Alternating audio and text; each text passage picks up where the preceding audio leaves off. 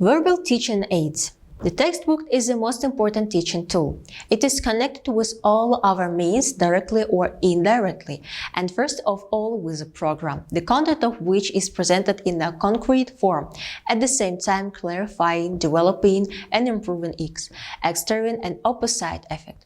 Each textbook should provide a strictly consistent presentation of the information that makes up the content of the training course. The textbook is also connected with other verbal teaching aids, for example, workbooks on a printed basis, tests for verification work, and etc. It stimulates the emergence of these means, determines their content and method of construction. Visual teaching aids. Natural objects play a leading role in the study of biology. They occupy the main place at the first or empirical stage of conditions. Natural aid helps to form the most accurate ideas about studying natural objects. Living objects include indoor plants and wildlife. When organizing a corner of wildlife and the work of school children in it, it is necessary to be guided by the following requirements. First, the accessibility of material to the age of the school children. Second, local history approach in the selection of material. Third, the principle of seasonality in work, and last, socially useful orientation. Next, fixed wildlife objects can be used in science lesson as demonstration or handout. Herbariums of wild and cultivated plants, collection of fruits and seeds have been created for the school. In addition to them, the teacher can also use herbarium of plants of various natural zones for the course of geography and herbarium for the taxonomy of plant for the course of biology.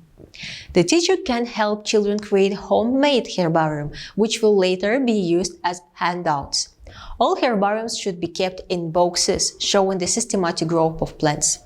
And the lesson on the study of the diversity and reproduction of animals, collections of insects, stuffed birds, vet preparations, object fixed in solution, or in other words, development of fish, frogs, and snakes can be used. The teacher can ask for these subjects in the biology classroom. The objects of inanimate or non-living nature that must be in the classroom include the collections, minerals of rocks, or just minerals or soils. In addition to factory collections, you can use collection of minerals and soils of your region, which are easy to make by children themselves. There should be enough natural objects in such collection to be used as handouts for practical work. All in-kind benefits are stored in cabinets placed on shelves with an indication of systematic growth of the object.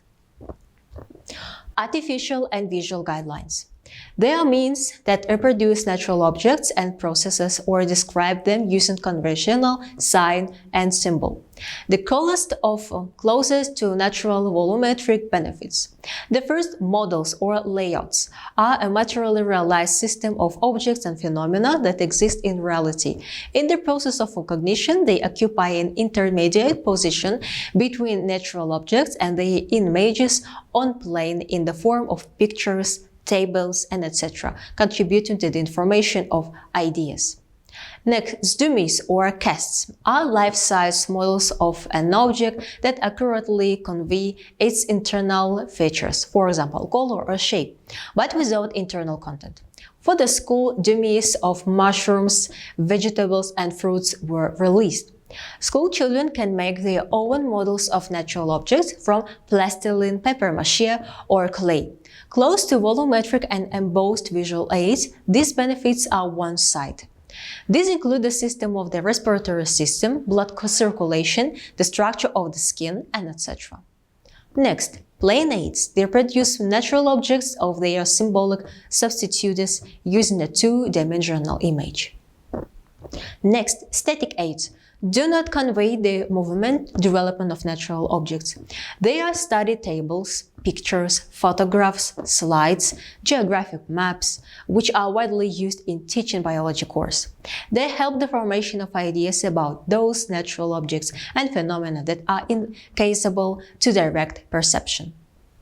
Next, educational tables are used in almost every lesson to form generalized image of natural bodies or landscapes in school children, such as tree, bush, herbaceous plant, plain, mountain, tundra, forest, steppe, desert, and etc. And last, geographical maps, additional material form in children's spatial ideas about the size of various parts of the Earth's surface and the placement of natural objects on it. Geographical objects on the map are indicated using certain symbolic symbols, for example, have a high degree of abstraction. Audiovisual teaching aids. This media can transmit information through visual and auditory analyzers. Educational films help to see the dynamics of the development of natural processes. Palavinkin noted that in 10 or 15 minutes showing movie, school children assimilate the amount of information designed for a lesson. This provides that educational films save time and increase the productivity of a pedagogical work. If necessary, the teacher can slow down or speed up view, freeze or return a frame. Sound teaching aids are recordings of the sound of nature, the noise of the surf, the rustling leaves, voices of birds, animals, and etc. Audio recordings of speeches by famous scientists or experts from stories about nature, travel, and etc. can be used in lessons. These teaching aids have requirements similar to those for verbal teaching method. The duration of listening should not exceed 3 or 5 minutes. The teacher must first get acquainted with the recording, choose the material necessary for the study of the current topic, determine the time and place of listening in the lesson. You need, as a future teacher, to compose questions or tasks for the fragment selected for the lesson so that the children purposefully listen to the recording.